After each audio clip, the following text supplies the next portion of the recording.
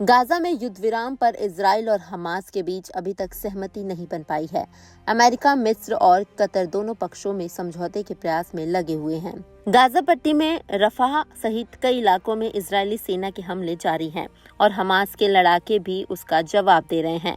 इस बीच इजरायली सेना ने कहा कि गाजा से लगने वाली केरम सेलोम क्रॉसिंग को बुधवार को फिर से खोल दिया गया है। ये क्रॉसिंग रविवार को हमास के रॉकेट हमले के बाद बंद कर दी गई थी। इस हमले में इजराइल के 4 सैनिक मारे गए थे। रफाह के नजदीक की इस क्रॉसिंग से विदेश से आने वाली राहत सामग्री गाजा पहुंचती है। इजरायली सेना द्वारा रफाह पर हमले की तैयारी के बीच अमेरिका ने उसे शक्तिशाली बमों और अन्य घातक हथियारों की आपूर्ति रोक दी है। अमेरिका ने कहा कि गाजा में युद्ध विराम होने पर रफाह पर इजरायली हमले का खतरा खत्म हो जाएगा।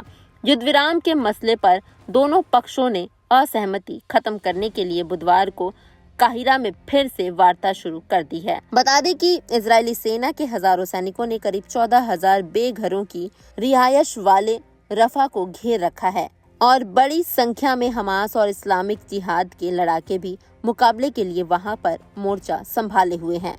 रफाह की पूर्वी सीमा पर स्थित एयरपोर्ट के नजदीक दोनों पक्षों में लड़ाई शुरू होने की सूचना है। इजरायली हमलों में कई निर्दोष फिलिस्तीनी मारे गए हैं।